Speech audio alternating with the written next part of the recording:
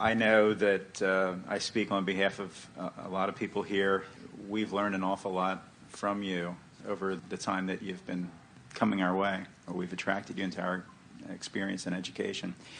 Have you learned anything from us in the process? Well, we started to say that even before you completed your sentence, that you are the leading edge summoners. And so all that is benefits by the contrast that evokes. And you knew it would be that way. That's why you said, I am willing to go forth into this contrasting experience in order to give birth to new desires. For if you were not willing to have that experience, expansion would not be. And so, of course, you could not expand without Source, and Source could not expand without you. You are the asker. Source is the answer. You are the allower. We are all in this together. People often misunderstand. They think that God or Source, whatever label they have decided, is complete, and that you are here being tested for your completion. And we say, however backwards that is, if that could ever be, then there would truly be death, and there is not endedness. And when you think about it, there cannot be endedness in an expanding universe. It is incomprehensible. Thank you. Yes. It sounds to me like when you talk about the path of action, and I put a lot of effort into studying this. Good, it's fun. It is. It's incredible fun. But I've heard you say so many times, like, all this effort, all this action, you just need to sort of be... Well, but what would you be doing otherwise? Esther was talking about this last night at dinner. They've been on a very fast track because they purchased the new motor coach, and then they've been holding regular seminars, and then they're doing the quarterly journal and working on the weekly tapes, and so their calendar has been very full. And even last night in the hotel room, Esther has a headset on and she's working on the next weekly tape. And there are those that would look on and say, my, aren't you putting forth too much effort? And Esther said to Jerry, is there anything on this planet that you would rather be doing? In other words, this is a path of least resistance for me. This is something that I'm wanting to do. And then Esther began describing, as she was sort of wanting to defend her position of staying so active, she said, when I was very little, the thing I asked my mother more often than all other things put together was, what is there to do? And her mother would always come up with some annoying, obnoxious task, which would remind Esther how much she did not want to do that, but it was often a catalyst into something else.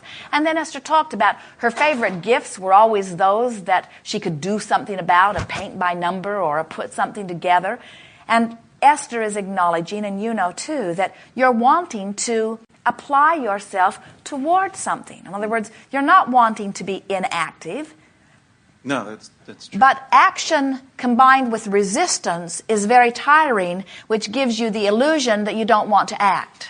And it isn't that you don't want to act, it is that you don't want to act with resistance. And so we would say to you that as you make it your mantra that you will enjoy what you're doing, and you do, there is no source of resistance within that. Do not misunderstand. We're not guiding you to inaction. We're guiding you to alignment and less resistance so that you can allow the inspired action. And inspired action is joyful.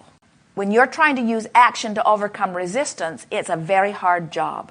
When the action is coming in response to the inspiration, it's not a hard job, it's life-giving. Yes. That's it. Thank you. Yes, You've really helped my life a lot in the last 6 months. Thank you. We are all in this together. You are benefiting us as well. Thank yes. you. As I began playing with adjusting my vibration to the relaxed, easy, and free dial station, I noticed in myself, and you have told me this before as well, but I finally got it very clearly, a tendency to produce to feel worthy, and an inward pushing to make things happen, and always do more, always do more, always do more to make it happen. All right, now let's take the path of least resistance. So you have acknowledged that you have this tendency. Right. So which is the path of least resistance? I'm trying to prove worthiness, or I like to be active. I like to be active. Which is the path of least resistance? I've got this thing where I'm trying to prove my worthiness, or I've got some energy moving on this, and the universe is delivering to me, and I keep getting these impulses to respond. To be, yes.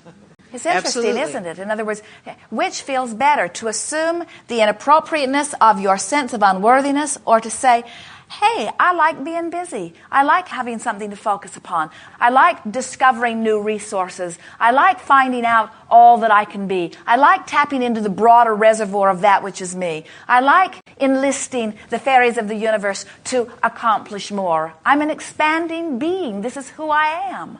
Feels quite different, doesn't it? Feels and wonderful. every bit of it's true. In other words, there wasn't anything we said there that you didn't line up with just as easily. Yep, absolutely. Yes.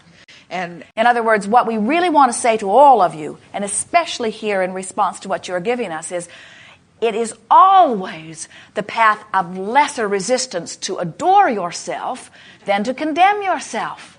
It's always the path of less resistance to assume your value than to assume you're not value. Because there are endless streams of energy that are tied to that, you see. right, absolutely. Yes. So, in this dynamic interplay of learning and realizing my capacity to adore myself even more, a project that I've been working on for several years, an internet business that I've created, is shifting as I am realizing that I want to feel relaxed and easy and free, and the choices that I've made in the past are falling away. They're dissolving as I become more aligned to my new dominant vibration. I am looking to shift within the structure of the business in a way that it can continue to expand, continue to evolve, and my involvement in it can be fully in alignment with following inspired action. Am I making sense? Here is a contradiction in energy that we are feeling. Okay, thank you. When you think in terms of your personal action or activity, does it feel like too much or too little, or is it just right? In other words, in the carefully chosen words that you just gave to us about the shifting of the internet business, are you looking for less personal activity with it or more? I like the activity, and I like doing the things that I like to do. I am less inclined towards repetitive activity.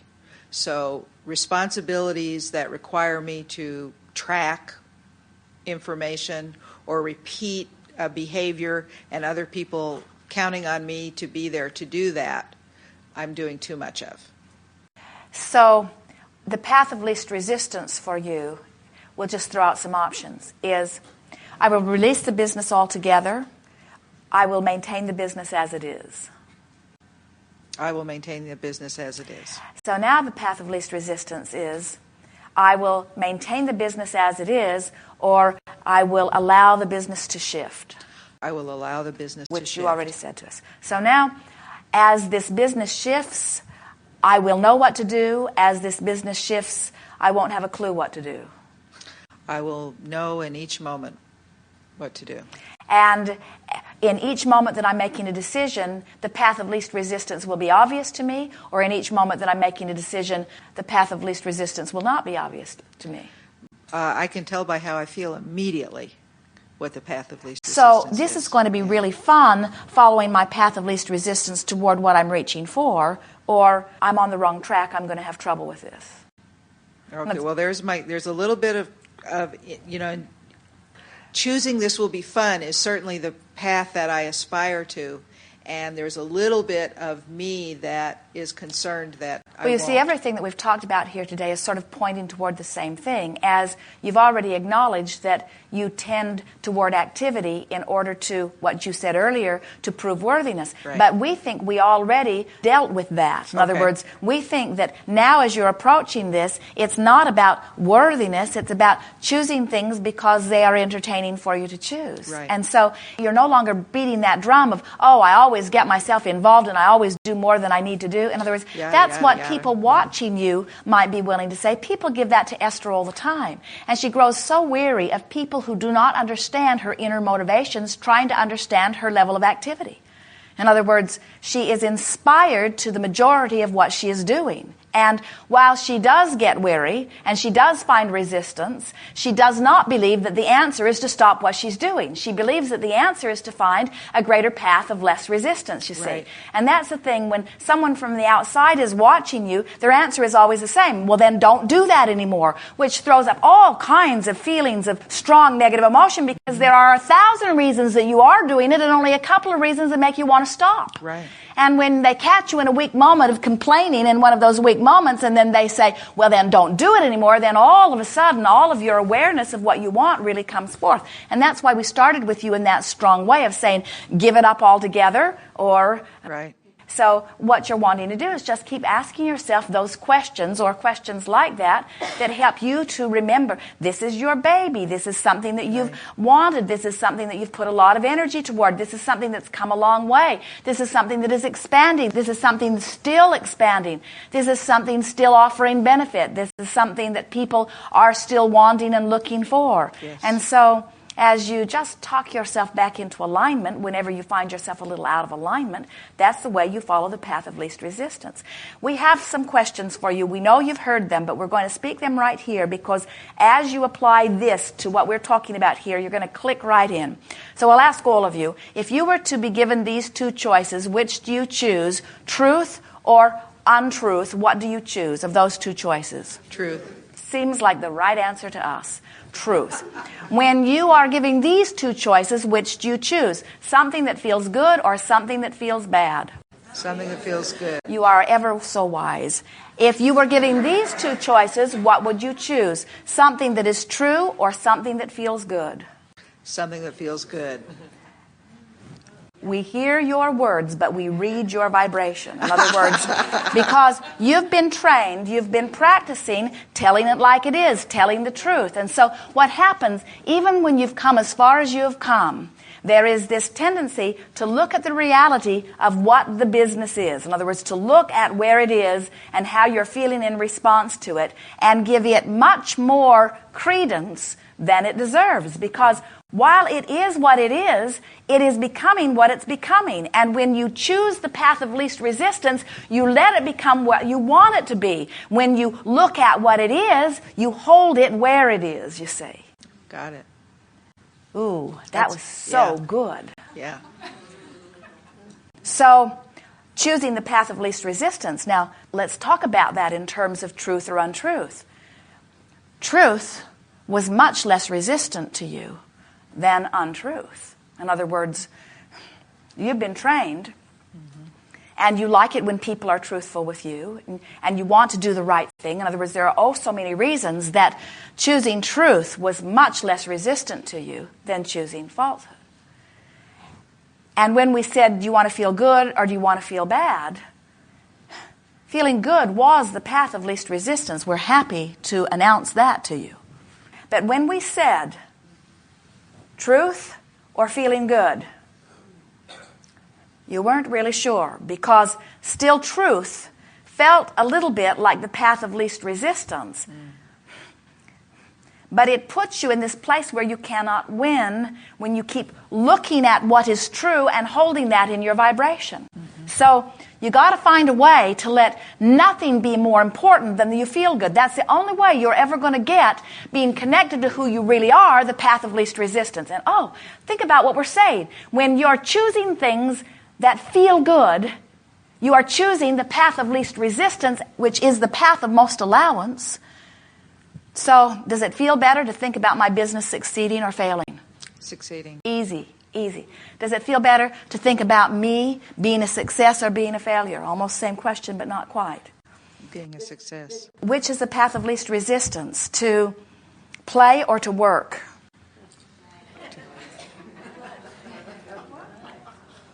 Ooh, we can stir some stuff up, can't we? So, to play or to work? Oh, well, playing is what I think I really want to do, but working is what I think I should do. I'm not sure which of those is the path of least resistance for me. And we say, well, then keep thinking about it. Think it through. Well, I want to be of value. That was a little less resistance.